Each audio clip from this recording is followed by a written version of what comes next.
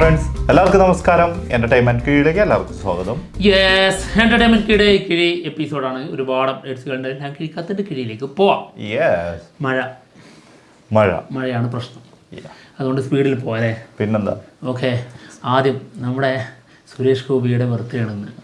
ഞാൻ പറയാൻ വരുന്നു, എത്ര സ്പീഡിൽ പോയാലും അത് പറഞ്ഞിട്ട് പോവാന്ന് പറയാൻ വേണ്ടി. നമ്മുടെ സ്വന്തം SG. Many many happy returns of the day.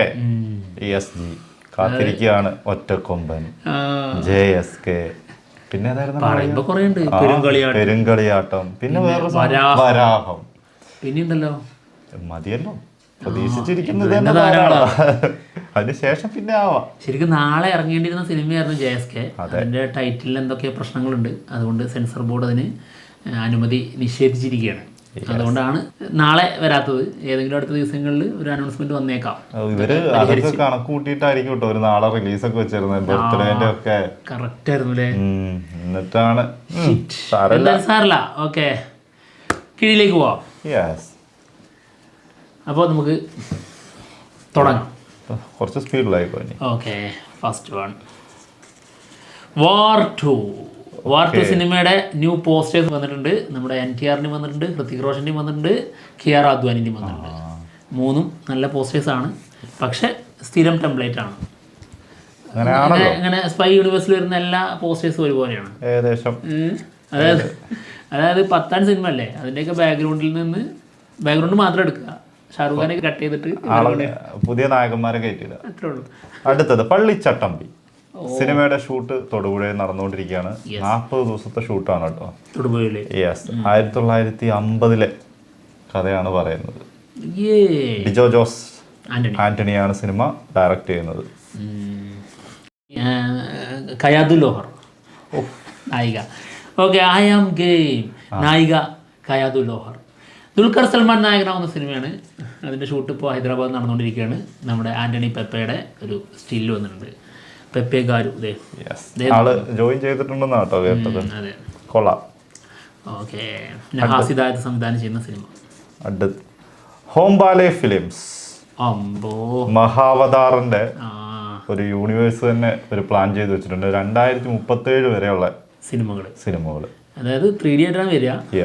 2025 Narasimha വരും. പിന്നെ 27 പരശുരാം വരും. 29 രഘുനന്ദൻ വരും. 2031 ദ്വാരകദേശ് വരും. 2033 ഗോകുലനന്ദ വരും.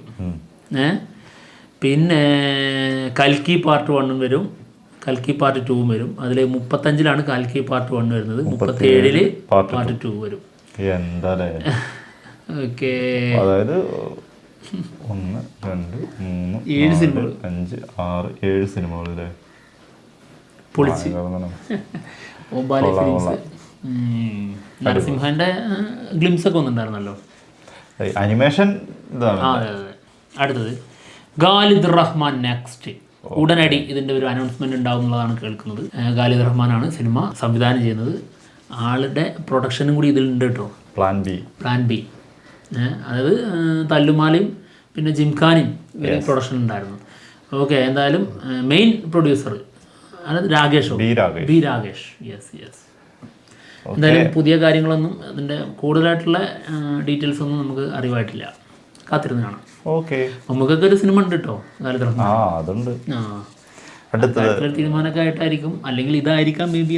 അതില്ലെങ്കിൽ എന്തൊക്കെയാണാവോ. എന്താണെങ്കിലും മണികണ്ഠനും ദേശിംഗ് പെരിയസ്വാമി ഒരുമിക്കുന്നു. കണ്ണും കൊള്ളയെടുത്താൽ സിനിമയുടെ ഡയറക്ടർ.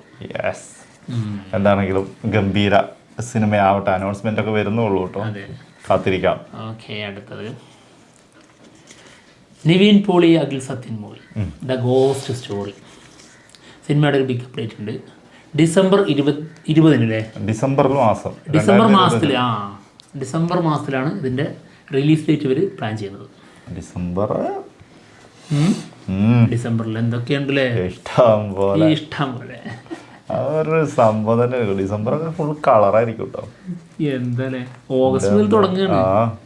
ജൂലൈയിൽ ഇനി വലുത് ഏതെങ്കിലും ഉണ്ടോ? ജൂലൈയിൽ എത്ര സിനിമ? അടുത്തത് 3 BHK സിനിമയുടെ കേരള റിലീസ് വേഫെയർ ഫിലിംസ് ആണ് കേട്ടോ സ്വന്തമാക്കിയിരിക്കുന്നത്.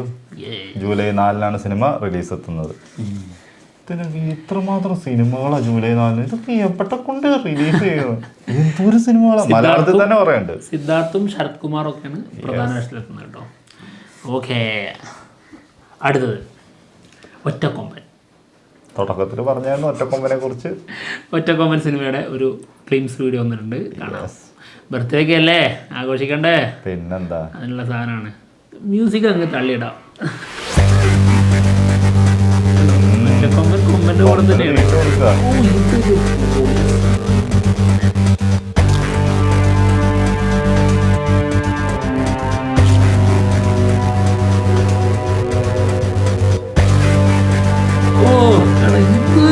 മാറ്റം നോക്ക്.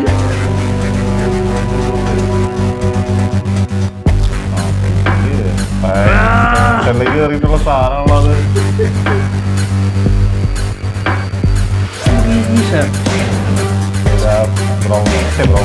യെല്ലോ, അത് കാക്കി, ഓറഞ്ചും അല്ല, അത് എനിക്കില്ല എൻ്റെ ഷർട്ട്.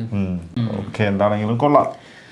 ഓക്കെ, അപ്പൊ എന്തായാലും ഒരിക്കൽ കൂടി സിനിമ ഒന്ന് പെട്ടെന്ന് തീർത്തിട്ട് റിലീസ് ചെയ്യണല്ലേ. ഒറ്റക്കൊമ്പൻ ഇതിനേക്കാളും മോളിപ്പോലെ, ഏതിനേക്കാളും കടുവനേക്കാൾ. പിന്നെന്താ, അത് വൈബും ആളും നോക്കണേ.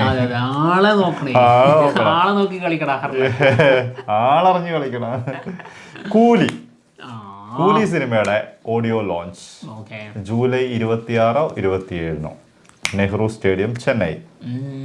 ഓക്കെ, സിനിമ റിലീസിനെത്തുന്നത് ഓഗസ്റ്റ് 14. ഇനി തമിഴ് ഇൻഡസ്ട്രിയുടെ മൊത്തം വിശ്വാസം മൊത്തം കൊടുത്തിരിക്കുന്നത് ആ തോളിലാണ്. അത് ആ വിശ്വാസം തകർത്ത തമിഴ് ഇൻഡസ്ട്രി ഇനി ഇപ്പം അടുത്തൊന്നും നോക്കണ്ട, ദേവയുടെ തോളിലാണ്. അതെ, ദേവാ ലോകേഷേ അതുകൊണ്ട് ഒന്ന് കനിയണേ. ഓക്കെ, അടുത്ത കിഴി പോന്നോട്ടെ, പെട്ടെന്ന് പോന്നോട്ടെ. മഴ ഇപ്പം പെയ്യും. വാ, ഘാട്ടി അനുഷ്ക ഷെട്ടി നായികയാവുന്ന സിനിമ ജൂലൈ 11 റിലീസിനെത്തും.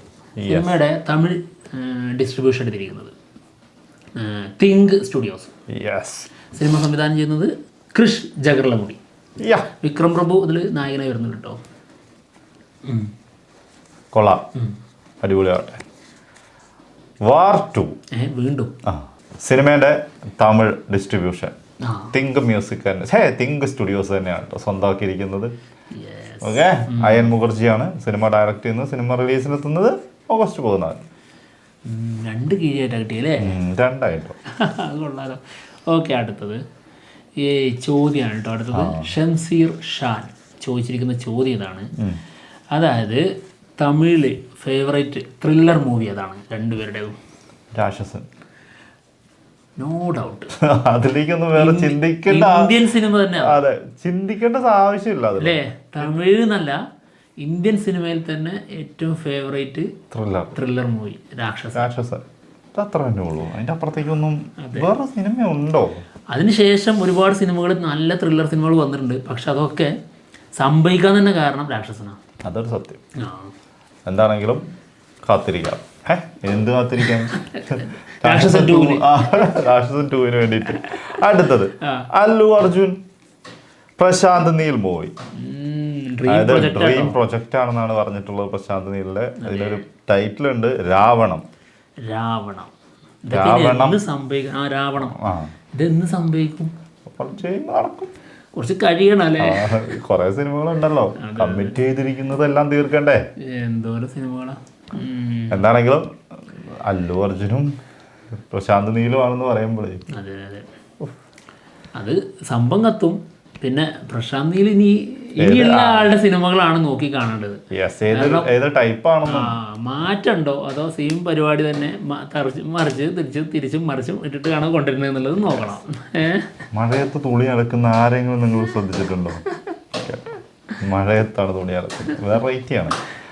ഭയങ്കര മഴയെത്തുന്നതിന് മുൻപേ തീർക്കാനേ, ചെറിയൊരു ചാറ്റൽ മഴയാണെങ്കിലും പെട്ടെന്ന് തീർക്കാലോ എന്ന് ഓർത്തിട്ടാണ്. അപ്പൊ എന്തായാലും നടക്കട്ടെ, നിങ്ങളുടെ പരിപാടി നടക്കട്ടെ, അവരുടെ പരിപാടി നടക്കട്ടെ. അപ്പൊ എന്തായാലും ഞങ്ങൾ പോവാണ്. മറ്റുള്ള വിശേഷങ്ങളുമായിട്ട് ഉടനെ വരാം. ബൈ.